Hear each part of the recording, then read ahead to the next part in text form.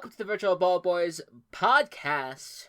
My name is Chris, and I am joined once again by my good friend Matt. So, I just see this tweet from Mr. Tom Pelissero. I just want to, before you keep going, I Yeah. always know how weird it's going to get by how long it takes you to kind of load into the intro. Because it's either going to, it ranges, because it's either, if you go in really slow or really fast, I know it's something off the wall. But if you kind of just go into it, I'm just like, okay, no, this is just going to be a normal thing that he's going to say. A normal one. But when you were like, you pause and then said so, I'm just like, oh so, no, here we go. So this is like actual news, but I think it's weird enough to constitute a me intro. Sure. Okay. So a memo went out to clubs from the NFL. Apparently there's a representative by the name of Ken Francis, who is reaching out to clubs trying to get them to trade for Lamar Jackson. And he is not a certified NFLPA certified agent. Yes, I remember this now. I remember hearing about this. Imagine just pretending to be a football agent or pretending to be any high-powered job or high-profile job where it's just like, oh, I'm just going to pretend to reach out to teams to sign Lamar Jackson. So it's really interesting because, and I let me just start out by saying today's episode is going to be very interesting because we're gonna kind of just flow with the conversation, see where we want to sit. Sorry, there's a car going by. To see where we want to be, where we want to land with all these teams. We just want to talk openly because it's been 3 weeks. We've been hibernating and letting the news flow out, and now we're just going to. This is the first time we're seeing any of this news. We have not seen anything. No, I'm just kidding. No, we're gonna just talk about our reactions to everything that's going on because it's been a very active 3 weeks. So starting with Lamar, because I feel like this is very interesting. The whole situation is fascinating to me, but to talk specifically about what this report is, there has been talks about how there's Lamar's not unique in that there's been quite a few players who have decided to go agentless, like where they've decided they want to represent themselves. They don't want an agent doing their thing. I think Larry Tunsil is one of those who actually he does keep on getting paid very wealthily at that. And I believe a few other players have also taken the same route. But what was always interesting though is that apparently what Ken Francis, this guy that's doing this, whatever his name is, this is not an abnormal thing to happen necessarily. There is maybe it's just like the first time it's a non-certified agent that's doing the phone calls, but people who go without agents, they still sometimes have like people that they consult with.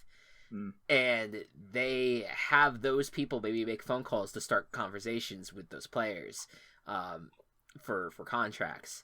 But it's interesting that this is because I guess Lamar wanted to go with someone else that is outside of that agent sphere. Was like, hey, can you make some phone calls for me, get people to start a negotiation with me? And now it's becoming a lot more surface level and a lot more of an outrage overall. It is wild. It is a wild thing to be that bold to do that. Because if you're not, there is obviously a clique in a buddy circle that happens around these things, right? There's a lot of major big time agents that teams are going to go to and hear from and have a good relationship with. It is bold to be someone who's uncertified and doing that and trying to be the one who gets Lamar Jackson his beefy contract that he wants. Mm-hmm. That is a very, very interesting tactic by all parties on that front. Is that who we're going to talk about first? Because I have a lot of thoughts on him. So that's what I mean. So this is what I mean. So today's episode is going to be about us going with the flow. There's so much that we can talk and start with and all that. There's so much that has happened. So I'm cool with starting wherever. And so I feel like you kind of opened the door for Lamar Jackson. So I'm down to talk about what's going through your mind with Lamar. Okay, so I forget if we even mentioned this before, but Lamar got franchise tagged. Everybody who listens to football knows this. Yes. But the way that I am interpreting this is the Ravens are tagging him. They say, okay, you go do it. You go find a place that will pay you as much as you want. You won't be able to do that. I think that they are calling his fucking bluff, and then he'll come crying back to them. That, like, after listening to a few things and after, like, thinking about it, that is what I think is going to happen. I was convinced Lamar was leaving the Ravens even, like, a month ago. Yeah. But I think that combined with all of the 31 of the 32 NFL owners thinking that the Browns are fucking dumbasses, giving Watson that much guaranteed money, and are just trying to squash this shit as immediately as possible, so they never have to do it again with any other player. I think after this next season, I think 32 out of 32 will think the Browns are idiots. Yeah, that is 100% what's happening. There was actually an article, I had not got a chance to read it yet, but The Athletic, there was an article about that, how ultimately the NFL owners want control, which is not the most biggest breaking news out there. Of course they do, but they want to rein this in. They don't want players to get more power, get more money. They want at the end of the day to be able to be more in control of that. And yes, the overall the league owners are very pissed at what the Browns did with Deshaun Watson. I am too, to be fair. I am not on the side of league owners usually ever. I think you and I feel that way for very different reasons. Like, I don't think they really care about the moral implications about signing Deshaun Watson. I think they just care about the fact that, like, oh, you guaranteed him money. Now we have to do that with all the quarterbacks. It's just like, well, but, like, I mean, granted, again, did Deshaun Watson deserve that contract? Absolutely not. We're just saying, like, that should be a thing, though, in this league. Like, you all have all the money in the world to spend on these teams. Like, you could guarantee your most important player his contract. It is not the most absurd thing in the world, but again, it's the worry about losing control, and it's obnoxious at the end of the day. But yeah, so it's crazy because I think that the last time we talked on podcast was for Virtual Ball Boys anyway, was the beginning of March. So the franchise tags haven't even been, like, filed yet. Like, that is how much has happened since our last recording.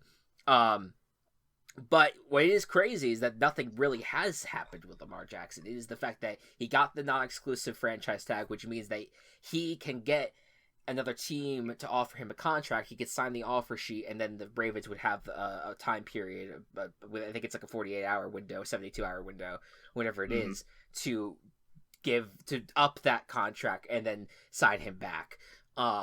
Which I'm with you. I think that it feels like they're going to do that. But just to talk about the Ravens in general at this point, what are the Ravens doing? Like, so, like, I think if they can get Lamar back, because right now Lamar's on the team, right? If they get a Hopkins or a Beckham, I think that they are not full contenders, but they're in an okay spot. They will be a playoff team.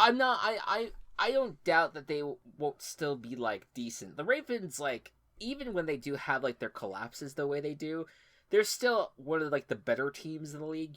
They're not going to, like, fall apart. But I just right now, like, you're like.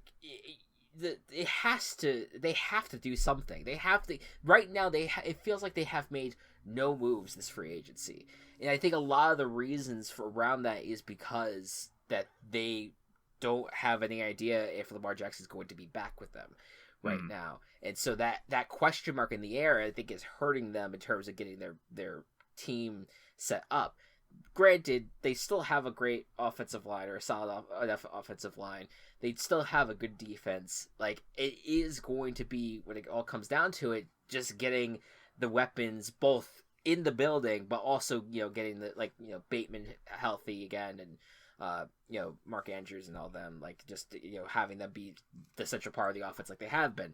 But you need more wide receivers. That's the Ravens are the Packers South where they just Yep. they have not been doing enough at that position, and it still feels weird to me that like, and yes, like they're in this weird moment of time where they don't know if Lamar Jackson is going to be their quarterback, but whether he is or not, like, don't you want to address that? Don't you want to like just get someone in the building? I guess I don't, even if it is that they are waiting for Lamar Jackson, I still kind of don't understand what the holdup is. They need to get moving in some of these regards, because I think Hopkins is going to get going at some point, from the Cardinals.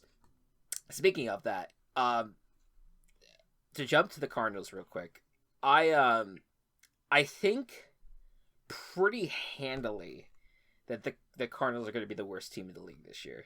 I think you're right. I can think of a couple that... No, you know what? No, I think it's the Cardinals. Because... Yeah. I only because the situation with Kyler Murray's injury, he's not going to be in playing for at least the first 6 weeks or whatever. I mean, just because of how late of an injury he had this season, he's not going to be back immediately, and they're going to have to roll out a backup. On top of that, like, they were already having issues on defense, and then they lose. It's weird to say that he was their best defensive player at his age, but J.J. Watt, like, he kind of was like their best player on that team, and he's now he is retired. He's gone away, and they haven't really done much to address that.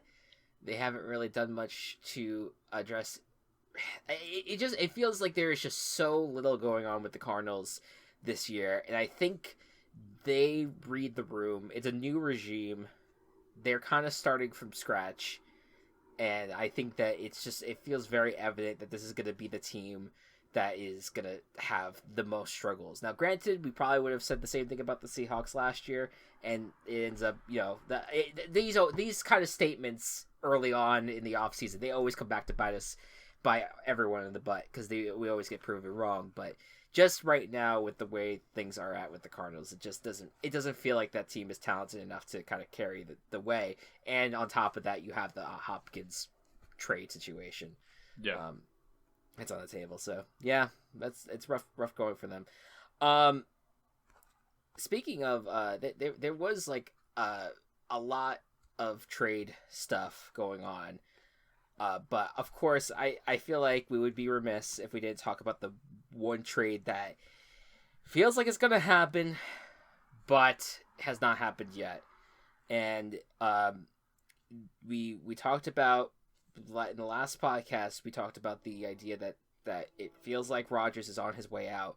Where is he gonna go? It was always looking like it felt like the Jets were an easy answer, and then he went into the darkness. He came out of the darkness, and he decided that he wants to be a New York Jet, and he said as much on the Pat McAfee show last week. But he said the holdup has been that the Packers are basically holding the Jets to the fire in terms of getting the most compensation as much picks as possible. Yep. So as the resident Jets adjacent fan. Sure, that's fair. That's a way to put it, I guess. Yeah. Jets adjacent. How do you feel? It's interesting. Because I think I've been kind of on the record of saying, like, I hate Aaron Rodgers, but I understand why the Jets would be doing this, and it's not like I'm not sitting here like, man, why are you, like, this is a terrible decision, why are you going after this guy? Like, I get it. I get why they're doing it. The whole idea of them blowing up their team potentially to sign him feels like that would have been wild. It doesn't seem like they're actually going to be doing that. They did sign Alan Lazard. They do have Nathaniel Hackett. They do have Nathaniel Hackett. But I will say, like it's so funny because the Hackett thing was interesting with what happened with the Broncos and how it felt like he did not have control of that situation. But I think that every single person who every single player, it seems like, that has had an interaction with Hackett really likes him and likes him as a coordinator at the very least. And so Lazard is like he was super pumped to sign with the Jets because he does like Hackett. And then yesterday, what I thought was really interesting is that McCole Hardman, formerly of the Chiefs, is now a Jet. Which by the way, did not know McCole Hardman was a fucking free agent. I didn't know that either. When did that happen? All right, so this is what happened. So yesterday, McCole Hardman, he signed with the Jets, and I was like, okay, interesting. So they have now Lazard, they have Garrett Wilson, they have Elijah Moore, and they have McCole Hardman.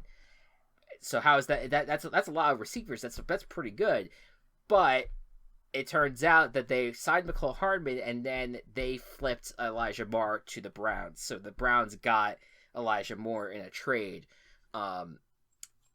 which I thought was an interesting move. I don't know if it's going to work out for them, but we look at that the threesome of Hardman, Lazard, and Garrett Wilson. That's not a bad group. It's not at all. And you look at Breece Hall coming back from his injury.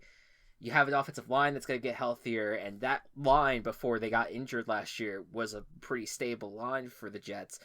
And it just now it's just the question about Rodgers coming back. But like, do you feel, putting aside, like, I know that like we're both like, God, it's going to be a nightmare him being in the New York market at this point, but do you feel like this could work out for the Jets?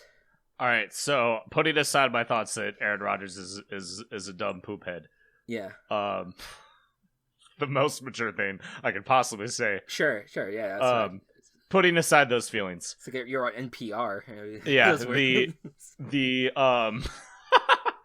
the sentiment that I've had for the Jets is they are a quarterback away from being the AFC East champions, because Zach Wilson did not do it last year. As much of as a enthusiastic supporter of Mike White as I am, sure.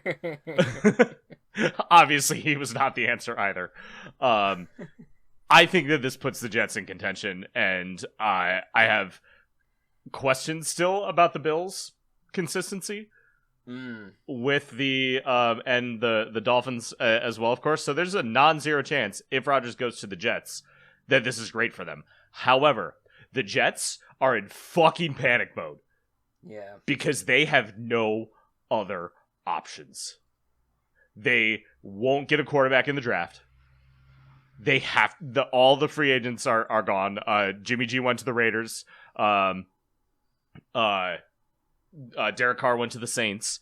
Right. So unless the Jets are the Lamar Jackson team, which would be better for them, I think because so too. They only have to give up 2 first-round picks, and have a lot of players on rookie contracts. Yeah. So they have a lot of caps, like, space and ability to fucking pay Lamar. Yeah. Like, as much sense as that would make, I think Aaron Rodgers also makes sense. And if I think that is the only route for the Jets right now, is they're going to be they're going to be hitting the shins. Like, the Packers are going to hit them in the fucking shins until they get what they want.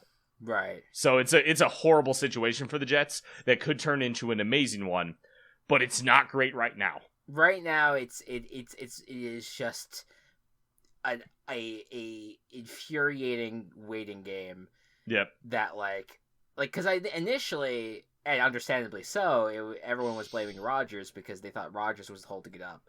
Yeah. But now Rodgers basically deflected, which he usually does. He never wants to take blame for himself. But I do think he is actually correct in this situation. No, I think he is correct too. Yeah. I think he's saying that the Packers are basically holding up the deal, and that's. Yep. I don't blame the Packers necessarily. Like they want a good amount of compensation for their longtime franchise quarterback, but at the same time, at some point you want to shit or get off the pot. Like it's time to like, I think you want to pull the trigger on this, get him out of the building, and you move on to Jordan Love as your quarterback. I do want to talk briefly. I do want to talk briefly about the Packers at some point, but I want to hold off on that because you talked about you feel like the Jets are your. I mean, I agree with you that they would be AFC East contenders. Bills definitely haven't really added much this offseason. Maybe the one move that stood out to me was they added Damian Harris from the Patriots, which I thought that's some nice running back depth. Yeah, nothing extreme. Nothing wild. So they have yet to make like that big offseason splash that we got last year, at least from them when they signed Von Miller. Dolphins are a more interesting thing for me because they traded for Jalen Ramsey. So now they have a secondary that has Ramsey and Xavier Howard in that secondary to pair with a front seven that was very good, at least during the beginning parts of that season for the Dolphins. And they still have a lot of good weapons on the offensive side. Trying to see that I thought there was something else the Dolphins did that I had written down here. I did say they'd signed Mike White to the roster, so that it would be that's a good backup in case Tua goes down, and they did pick up Tua's 5th-year option, so they are going all in on Tua at this point. I still feel like this Dolphins team could make the leap, there's something there. I think you're looking at a Patriots team that. I mean, their offense might be a little bit better next year because they don't have a defensive coordinator and a special teams coordinator running the offense. Weird that didn't work, right? That was weird that we did that. All of us weren't like warning about this for the entire time, and like saying, "Hey, Bill." Yeah. Hey, Bill. Yeah. Bill. Well, he decided to hire a different Bill and Bill O'Brien, which I do think is a very good hire because Bill O'Brien, what he really did when he was a Texans head coach, one thing that he was pretty good at was even with the most mediocre of quarterbacks, he kind of was able to make the offenses a little bit more fun to watch. The thing that Bob fucked up was the GM stuff. Right. So, but he's not going to have that power. No, I say they should give it to him, but. I mean, well, hey, we'll see. He might be the head coach in waiting. You never know. For the Patriots when Belichick ends up leaving at some point. I think their offense is going to get better with Bill O'Brien, but thus far they're also kind of in an interesting spot right now. They feel like they still need a few weapons, but. Not a terrible free agent haul for the Patriots. They went with they got James Robinson from the Jets, who did not do anything for the Jets really last year after they traded for him. Then they got Juju Smith-Schuster from the Chiefs, and then Mike Gesicki. So that's a little a division rival jumped from the Dolphins to the Patriots there, but they still feel like they're a player away. And also, Matt, I gotta say.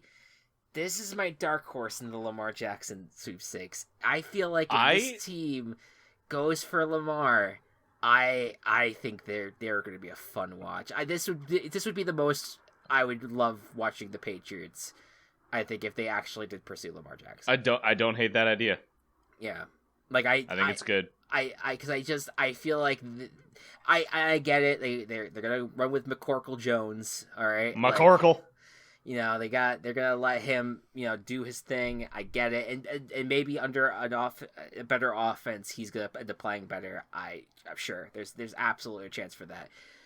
But I don't know. That just sounds like a spicy proposition. Or at the very least, if you don't go for Lamar Jackson, get another maybe you get that Hopkins trade, get that Beckham signing, whatever works out for you in terms of getting a big time wide receiver in your building. Because you did lose Jacoby Myers to the Raiders as well, which was I think at this point your best wide receiver. Yeah, it's absolutely an upgrade to Juju. Juju's not like a lights out wide receiver, but he played great for the Chiefs last year. Oh yeah. Granted, he played with Patrick Mahomes, not Mac Jones. But right.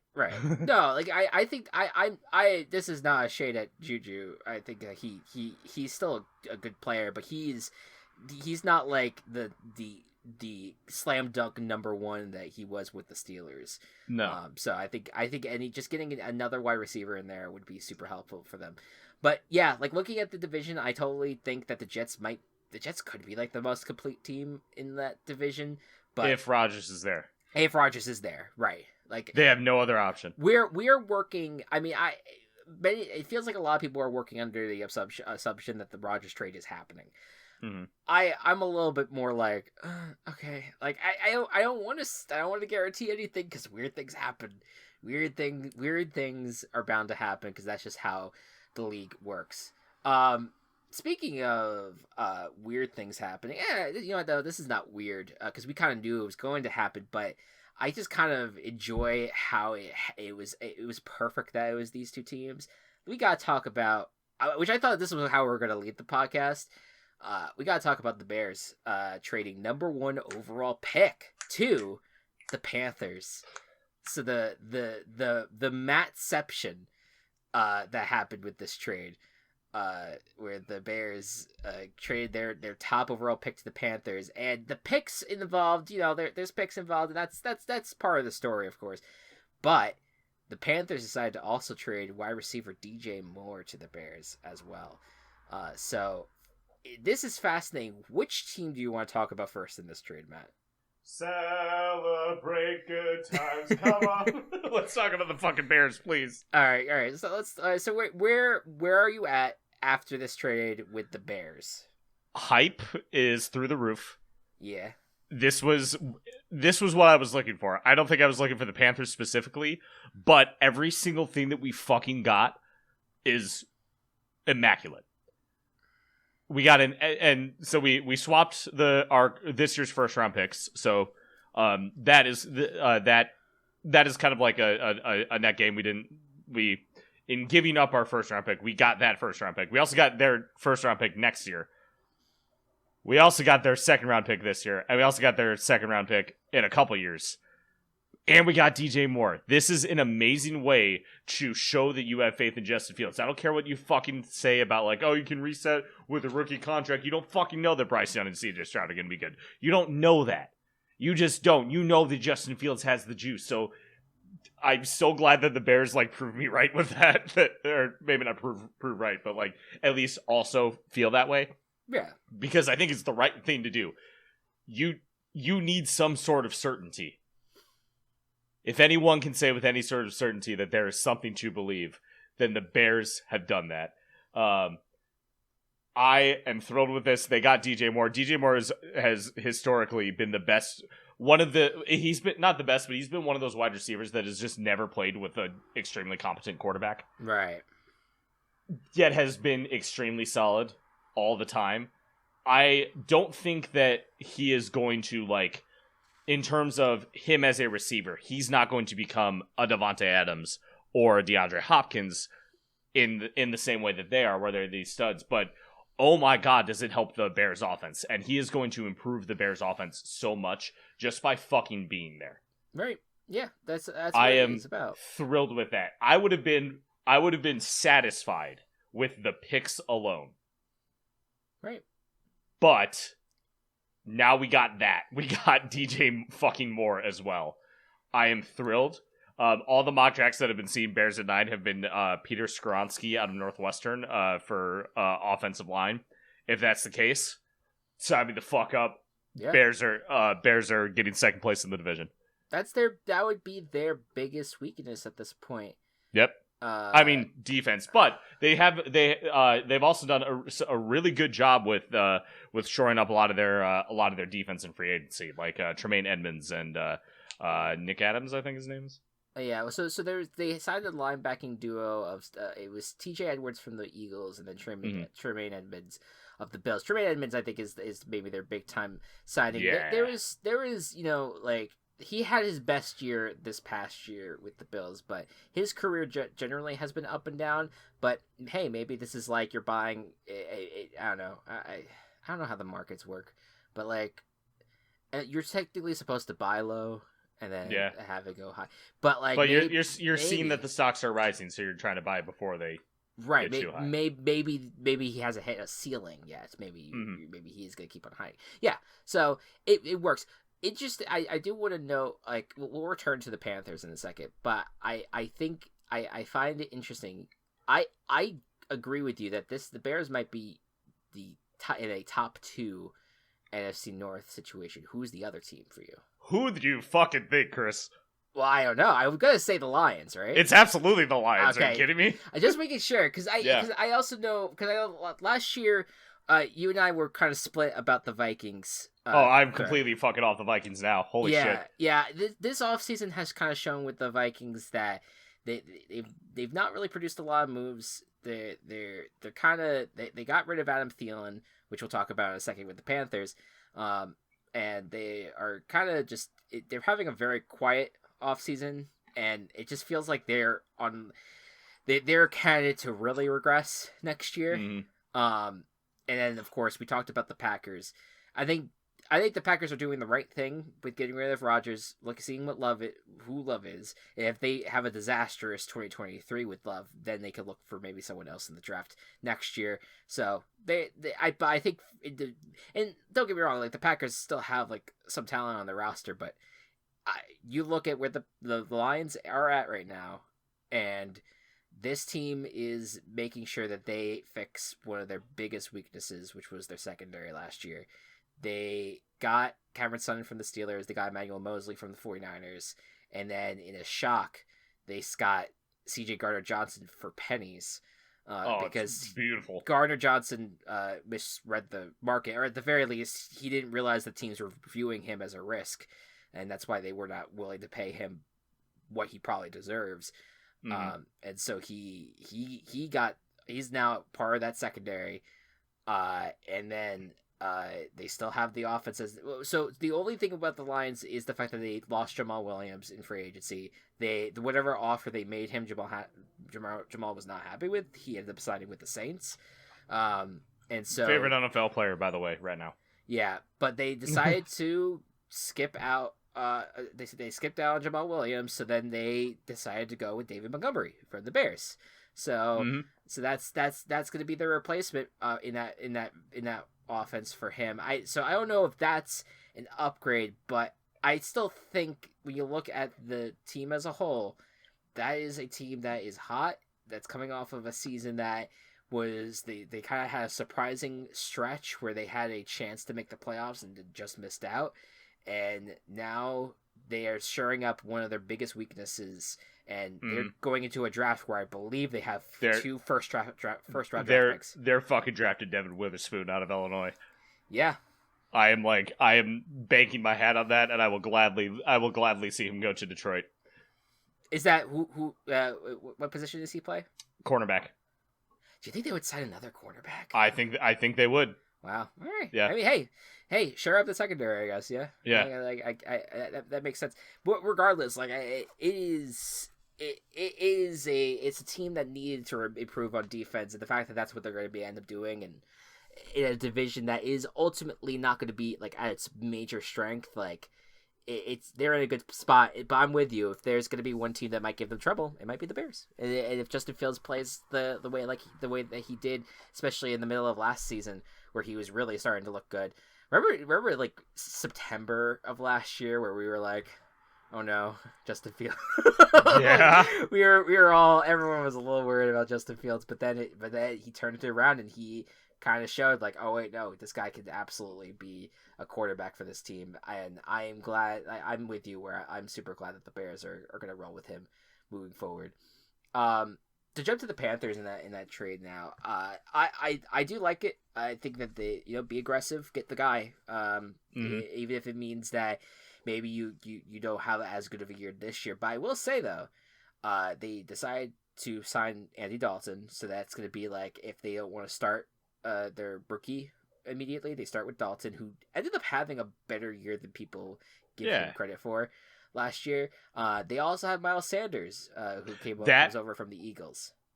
Chris, that Miles Sanders signing is insane how good it is. Yeah. I adore that signing. They had no wide receivers after they traded DJ Moore, but they did sign Adam Thielen, and then They also got tight end Hayden Hurst from the Bengals. Yeah, I mean it's not, and they're in the market for DJ Chark as well, who I think is a pretty sneaky pick. Yeah. DJ Chark then has to go to the Bengals soon, and he will complete his cat.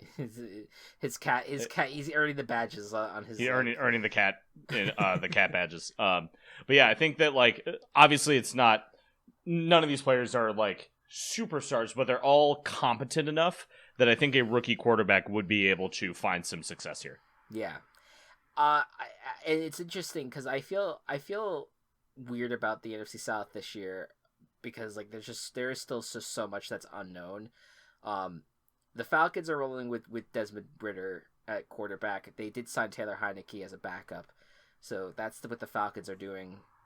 There they did their biggest signing. They did sign a lot of free agents. Maybe the biggest name was Jesse Bates, who comes over from the Bengals. The Bucs have been a bit on the quiet side. They traded their offensive lineman Shaq Mason to the Texans, but they did sign Baker Mayfield to potentially be the quarterback, either as a starter or he will compete with Kyle Trask for the starting role. But they've had kind of a quiet year. The Saints are interesting because they bring in Carr as their quarterback. They have Williams now at running back along with Kamara, who might be suspended, and Ingram. And Michael Thomas, who has been out as of late, but he's sounds more eager than ever to actually be on this team. And rare for him. Yeah. he apparently was one of the key people that recruited Carr to the Saints. And so he wants to play, and if he plays like he used to along with Chris Olave, that's not a bad offense. And no. And their defense did lose some defensive players, but generally speaking, their defense has been pretty solid despite like their many other struggles last year. So I don't know. Like if I had to pick a coach in this division that I trust the most, it would be Frank Reich, which is weird because I know this is his first year here, but you know he has the history with the Colts and having been a decent coach. But if I look at the talent, I might pick the Saints. But it's between the Saints and Panthers to me in terms of who I think right now would win this division. The Bucs, wide open division. Yeah, the Bucs could do it too. They still have a good amount of talent on them, but just the fact that things fell so far apart last year, I just don't. And the fact that they're pretty much bringing everyone back, is not necessarily something that gives me like a whole lot of hope. Mm-hmm. But hey, we'll see. But yeah, Panthers. I think both the Panthers and Bears, I think, came away from that overall trade super duper well. Hi everyone, it's Chris, and I'm back once again to tell you all about Anchor. Anchor by Spotify has actually been the tool of choice for Team Chaos Productions since the moment we decided to get into podcasting. And the biggest reason for this is it's the easiest way to make a podcast with everything you need all in one place. Anchor has tools that allow you to record and edit your podcast right from your computer or even your phone. When hosting on Anchor, you can distribute your podcast on listening platforms like Spotify, but also Apple Podcasts and many more. And best of all, Anchor is free. You do not need to worry about any features being locked out to you. You can get it all if you just download the Anchor app or go to anchor.fm to get started. It's everything you need to make a podcast in one place. Happy podcasting. Sick of talking about video games with people who just want to be toxic? Me too. So join us over at the Gaming Coop. We come together each month to talk about what we love about video games. Discussion topics range from our favorite soundtracks to the best relationships between characters. We also have some fun segments in which we play some trivia or build our school of gaming. Find us on Anchor or wherever you listen to your podcasts. Game on! I guess it's time to talk about my team, huh? As we talked about your teams. I guess it is, Chris. Yeah. So the New York Football Giants have franchise tagged running back Saquon Barkley. Mm-hmm. And have extended Danny Dimes. They did do that. Danny Dimes. That's what He's they do. your quarterback for a while. They traded using the pick that they got with the Kadarius Toney trade. They did trade for Darren Waller. That is, I do like that. Yeah. And they basically re-signed their entire wide receiver core. So Sterling Shepard, Isaiah Hodges, and I always forget the last guy.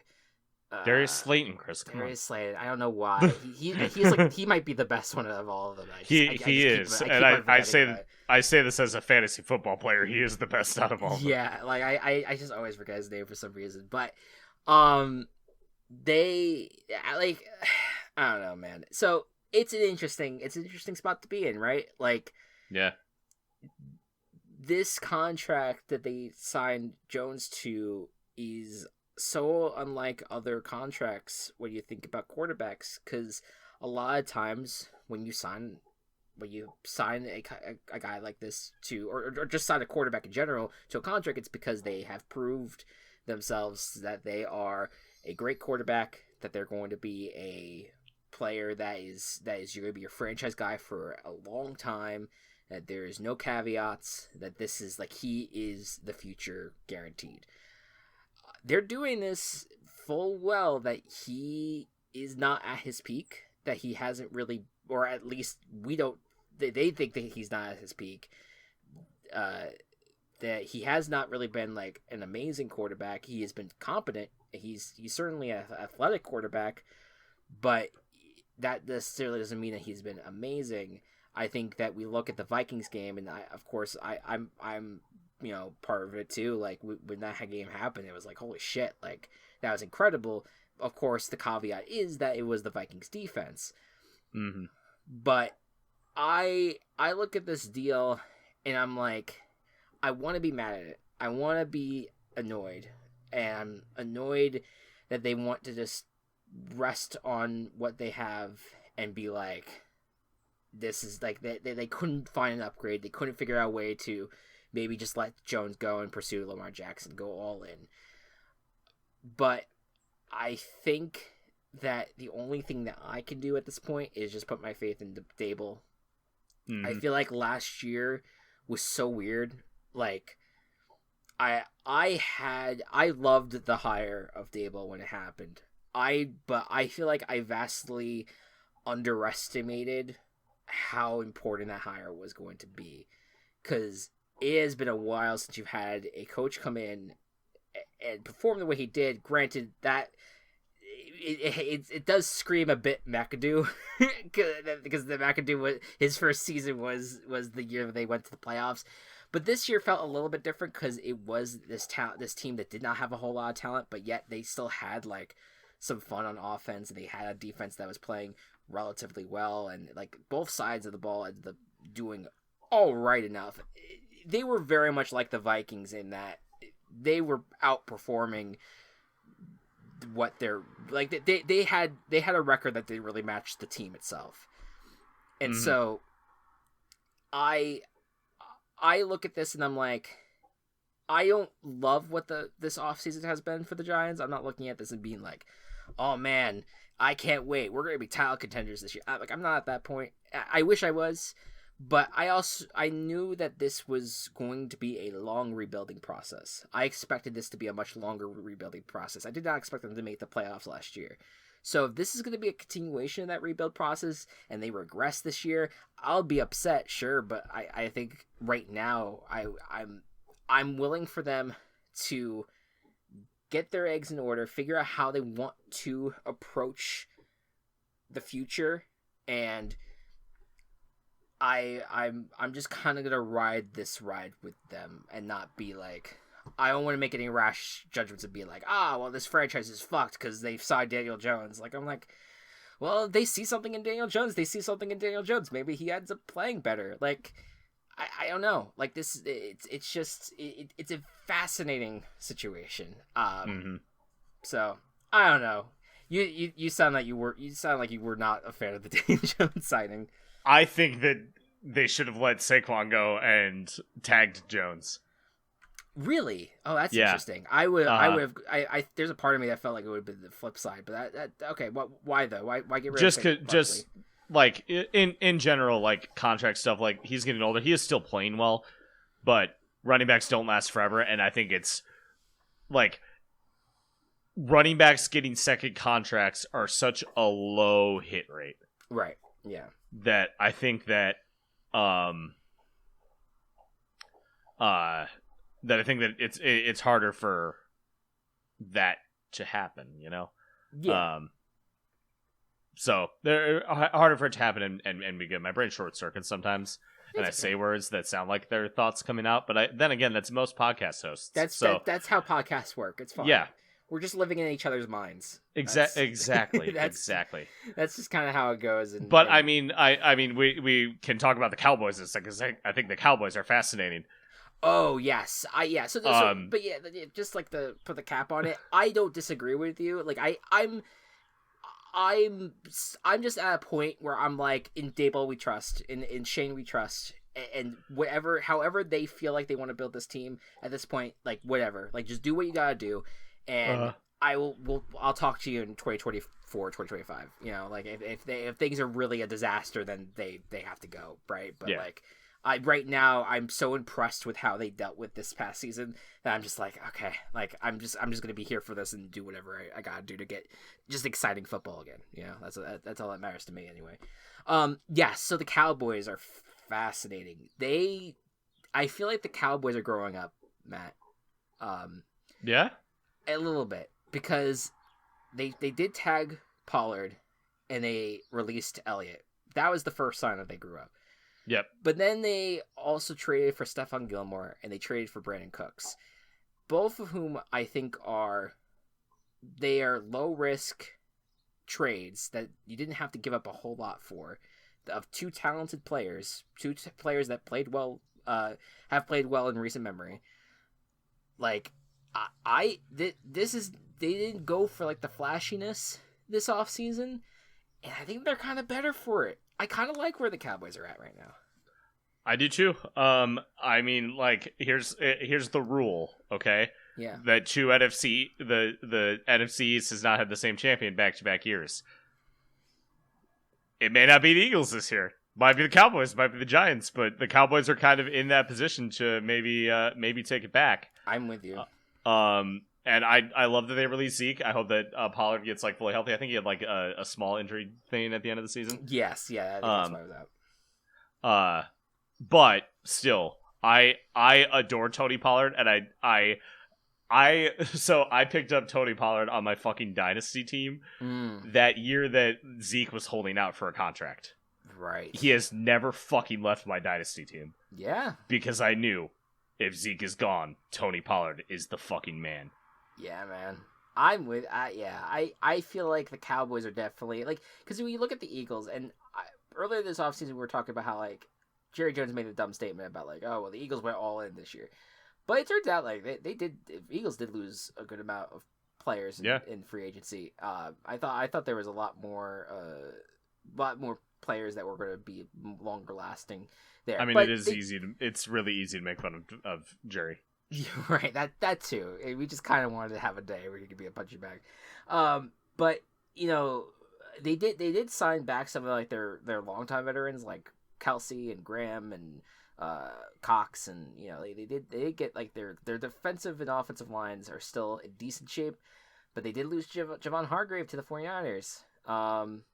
And that was a big one. They lost Miles Sanders. They lost CJGJ. They did get their cornerbacks back. They do have Slay. They did sign Slay back, even though at first it was like they were going to release him, and then he got an extension from them. That was a whole weird saga thing. And then they got Bradbury back as well.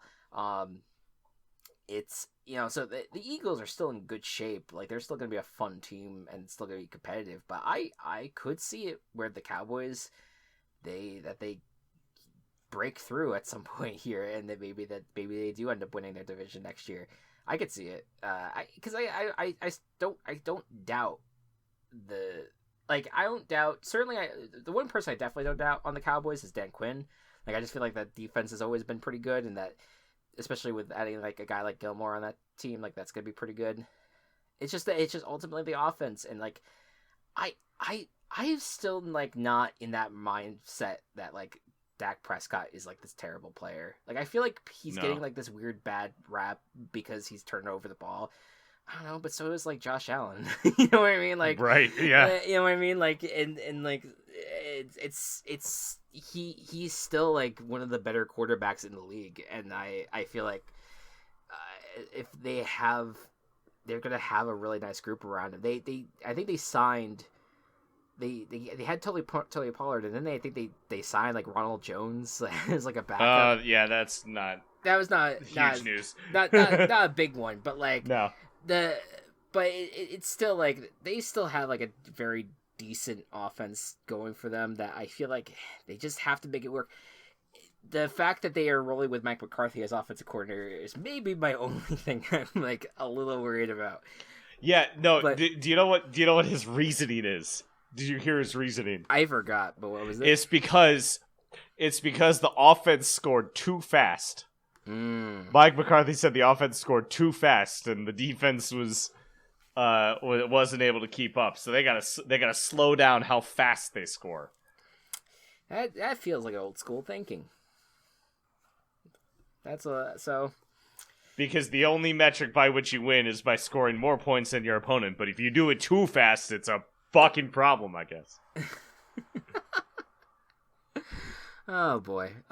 He's got the Packers stink on him. Fuck Washington is also, I think, interesting. Not like I don't know. So there's this whole the conversation has constantly been about like what's Stan Schneider gonna do? Is he gonna sail the team or not? Right? Like, and that's been still a talking point this offseason, and we'll see if it happens. It's nothing has been like concrete yet on that front. But the thing that I think I find interesting with the Commanders is the Eric Bieniemy becoming the offensive coordinator, which we covered in the last podcast. But they have Sam Howell, who they do believe in as a quarterback for them, but they did sign Jacoby Brissett, who had one of his best years last year. Like we shat on the Cleveland Browns last year a lot, and going as far as to not refer to them as as their actual name. But like the one thing that was actually kind of a positive that came out of that team was that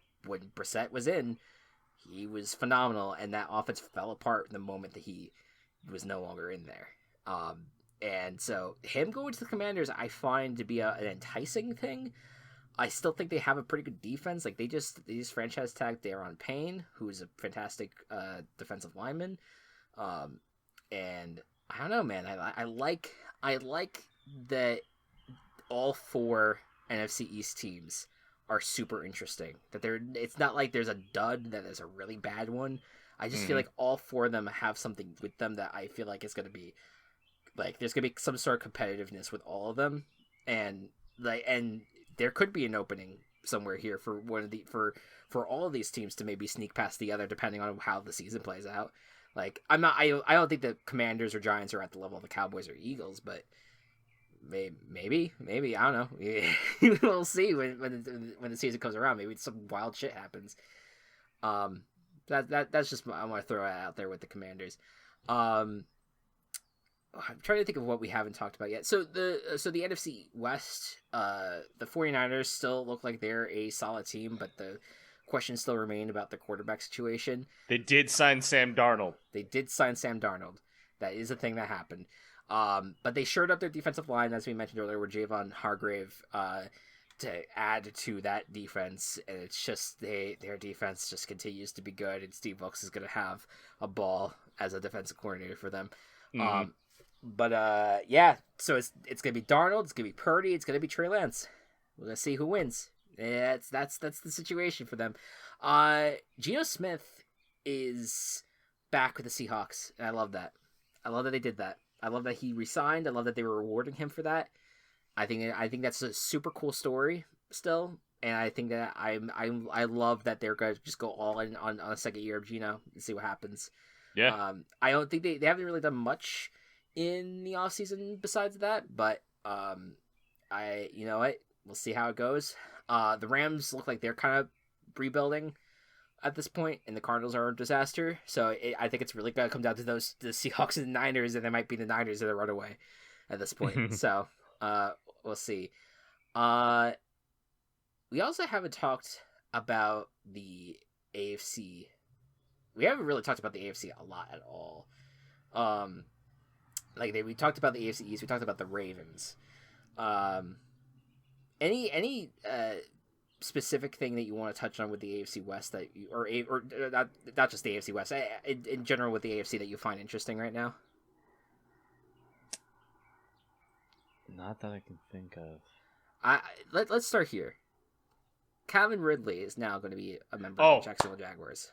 I am so pumped for the Jaguars, actually. Yeah, so he got reinstated after we got done with our last podcast. And so he is now going to add to that Jaguars core, who, again, the Jaguars did not really have done much this offseason, but it's mostly because they spent so much last offseason. They did everything last offseason, and now they're going to, even the Ridley thing last season. Yep. And it's going to work out so well for them. Yeah, they're in really, really great shape because it looks like it pretty much is... It's them, and then maybe...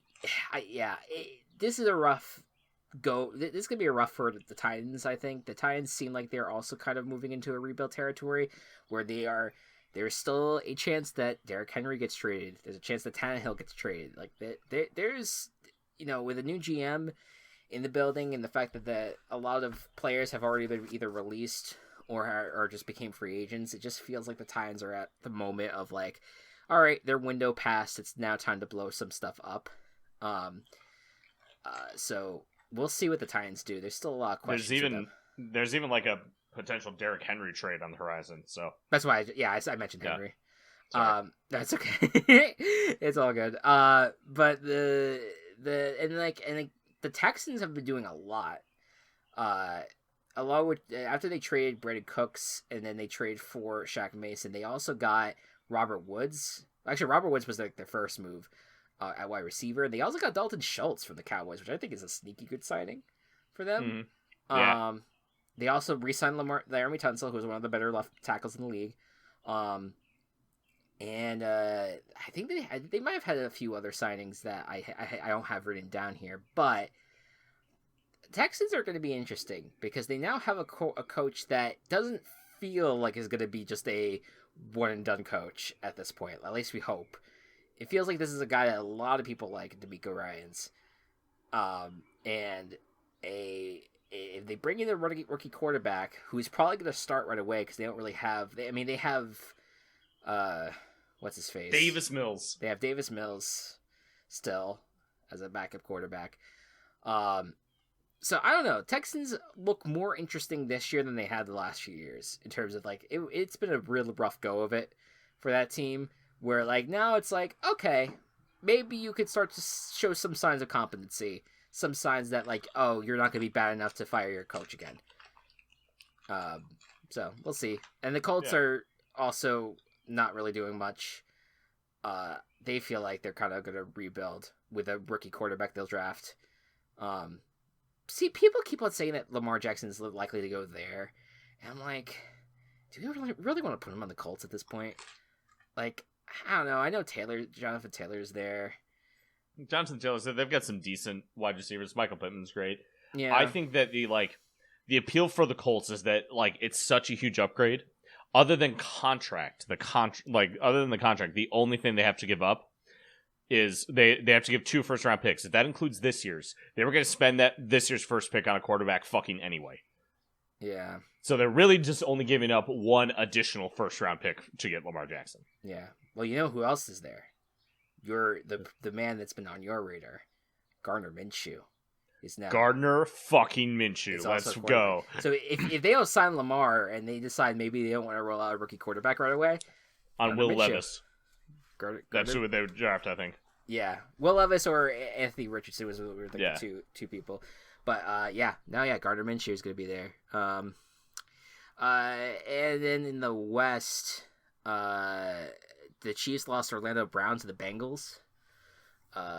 So they're down left tackle. They also lost Mecole Hardman. They lost Juju Smith-Schuster. So they're kind of down a few key offensive players. But it sounds like they're going to roll with Kadarius Toney as their number 1 wide receiver at this point. Don't hate it. Yeah, He's got a lot of talent. I mean, they also never have really had a number one wide receiver this past year. So right, yeah, so and they didn't need one. So yeah, it was a wide receiver. Yeah, it was a wide receiver by committee type situation almost. And it worked out well. Travis Kelce's their number one wide receiver. Like, yeah, pretty that's much. Just it just works out for them. And no one in the league is allowed to guard him. Yeah. So like it's a perfect cheat code. They also released Frank Clark. We'll see what ends up happening with that. Their defense is down a few key players as well. But the Chiefs usually have like at least like one super flashy signing. They haven't had that yet. So we'll see how the rest of this offseason goes. Maybe they have a trade that surprises people or something. We'll see. The Chargers, the only exciting thing I have written down here is that they signed Eric Kendricks, who I think was last interesting back in like 2014. But I just thought that was interesting. Chargers are weird because I feel like there's just bad vibes about them, but they're kind of like just in the same state that they were last year, where they're like, oh, they're a talented team with Justin Herbert, but like, I don't know, the way the last season ended, it's kind of like I don't have much hope in them. Nah. What do you think of Jimmy Garoppolo with the Raiders? Do you like it?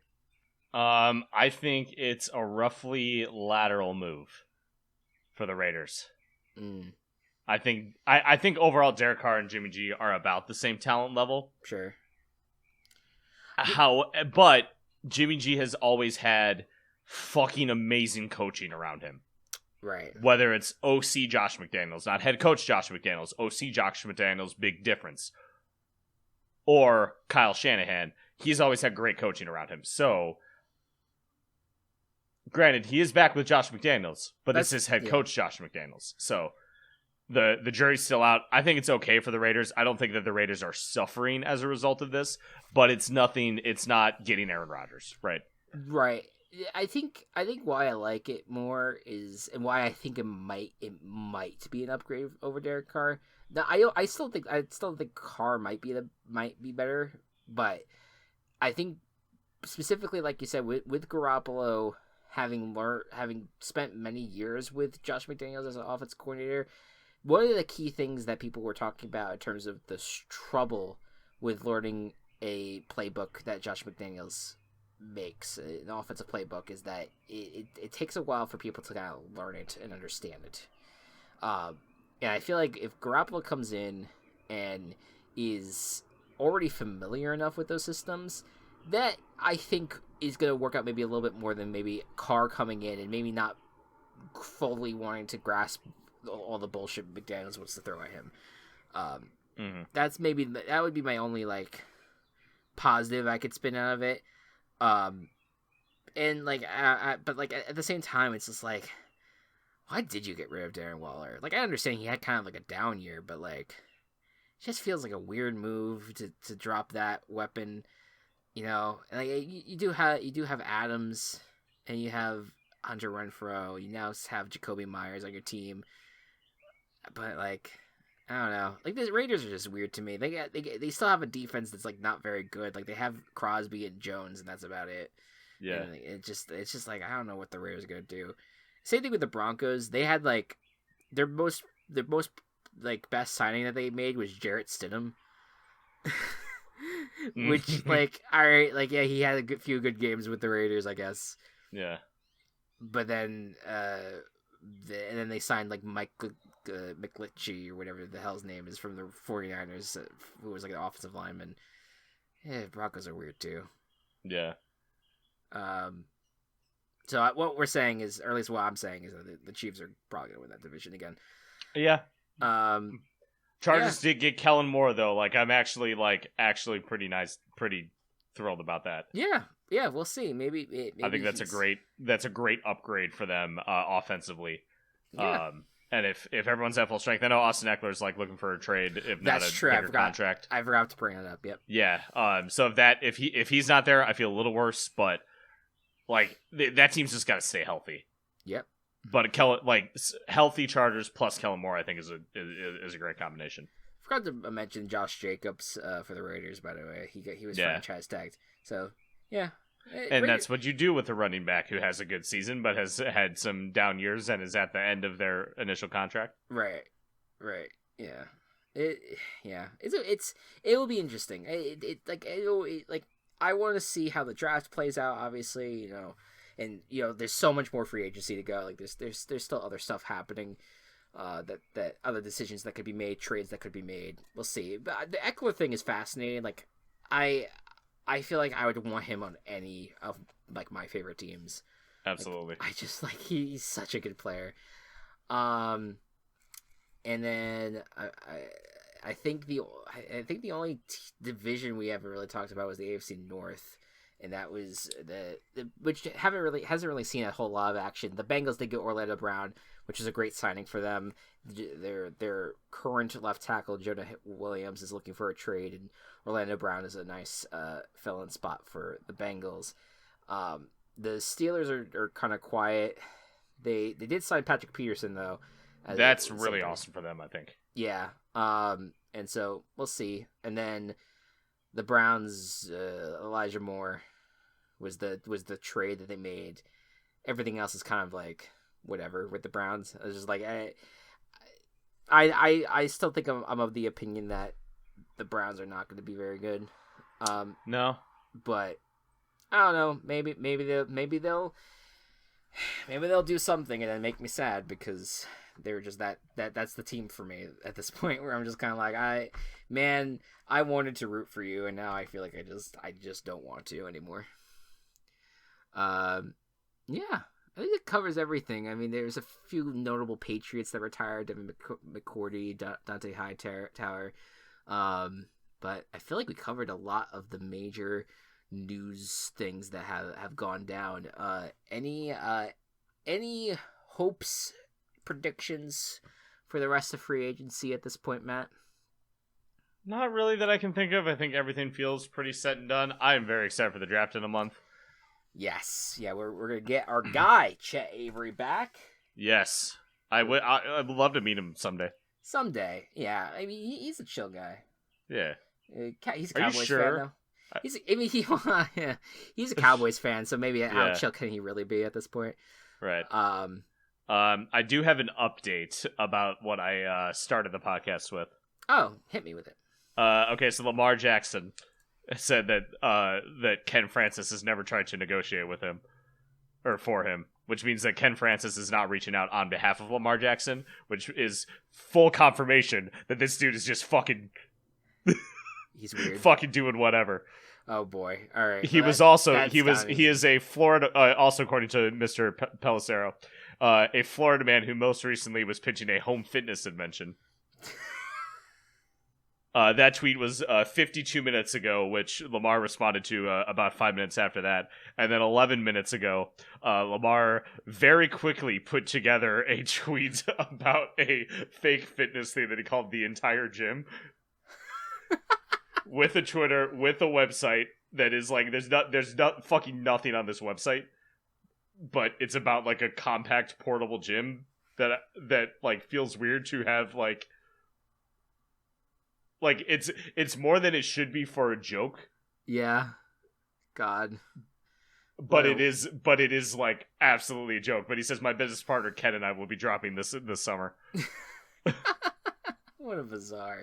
What a weird saga this is becoming. All right. Well, hopefully with next time you hear from us, we have answers about Lamar Jackson. We have answers about Aaron Rodgers. Hopefully a lot of this nuttiness has subsided. But yeah, that's our thoughts on everything that has gone on in this offseason. It has been a lot. It's been a whirlwind. Next time we'll I don't know, we'll do something different. We have we're starting to get people together for VUBFL. So we'll start getting that together over the course of the next few months here. But yeah, stay tuned for more off-season podcasts. But if you miss us during that time, you can always follow both of us on Twitter. I'm at Fluffy Cloud Gamer. Matt, you're at Vanna_music, I want to say. Correct. I've